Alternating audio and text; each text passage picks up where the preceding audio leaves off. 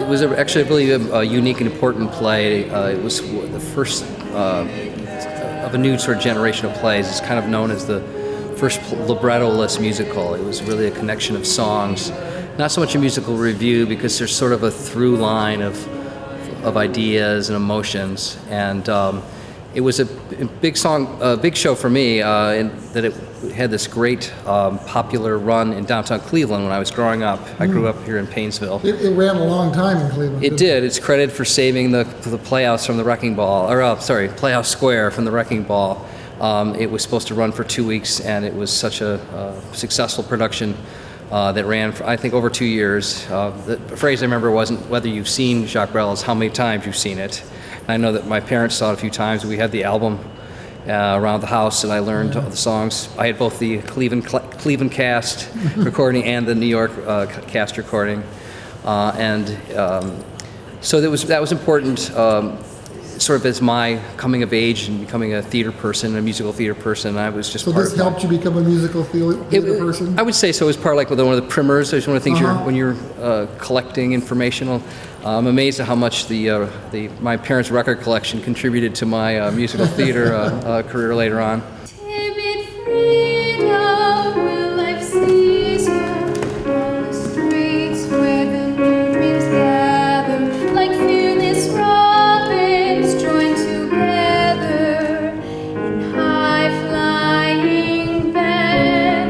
And I have encountered the show once or twice before, but this seems just sort of like a sort of a perfect circle for me. I'm doing it at Rabbit Run in sort of celebration of the 35-year anniversary of their reopening as a community-based theater.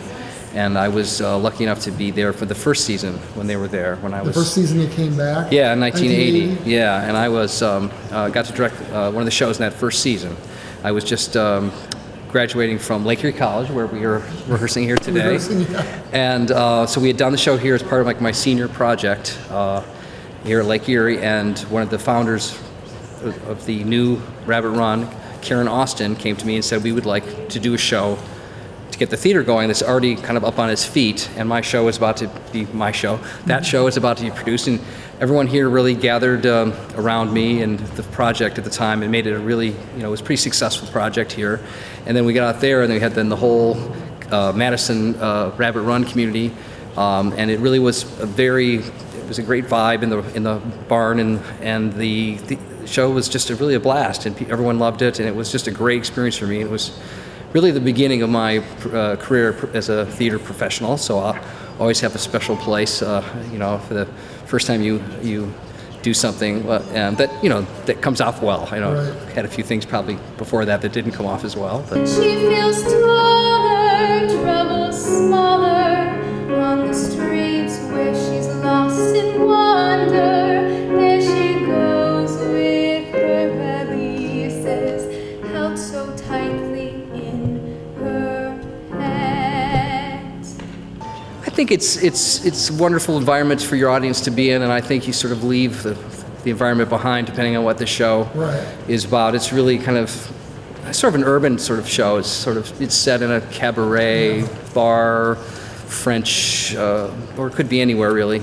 The show that we do was written by New Yorkers who were influenced by the music of Brel, and that was from the late 60s when it ran in New York, and it played in Cleveland in the 70s.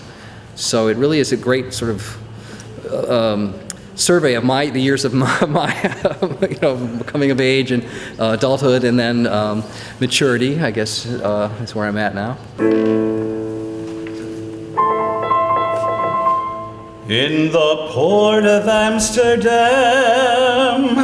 there's a sailor who sings. It's a collection of little journeys, little stories. It's can be both touching. I think there's a lot of humor. There's an immense amount of talent involved. We have a great cast. They're very musical and very funny, and I think the production is going to be very exciting and an evening in the theater that will be challenging in some ways, but very pleasant and easygoing in other ways. Of the dreams that he brings from the wide open sea. Yeah, I teach at Lake Catholic. I've been there for about 16, 17 years. Started there directing productions and then have been there full-time for about 13 years, running the fine arts, the performing arts program, actually. So in the summer, you kind of do productions at Rabbit Run? Yeah, in the summer I do productions at Rabbit Run and other things around town, either directing or performing. But I've been here at Rabbit Run been involved for the past 4 summers. In the port of Amsterdam, there's a sailor who dies, full of beer, full of cries, in a drunken down fight. Jacques Brel has 4 different characters. They don't have names because they serve various different types of people and scenarios and situations. So there are 2 guys, 2 girls, and they're basically an older couple and a younger couple. It's my second time with Jacques Brel. This time I'm the older couple. The first time I was the younger couple. But Time does that. Time does do that. But it's all different types of songs that deal with different experiences or situations or emotions that any average person would deal with. Sometimes they're a little heavy and a little angsty, but it's almost like poetry set to music. So it's a really, really great experience if you've never seen anything quite like it. So it's not your average play. No, if you're coming expecting to see pure musical theater, I wouldn't say that it fits that vein or that venue. It's much more an eclectic sort of gathering of different styles and different songs, and it's really kind of a product of the times that Brel was living in. In the port of Amsterdam, there's a sailor who drinks, and he drinks, and he drinks, and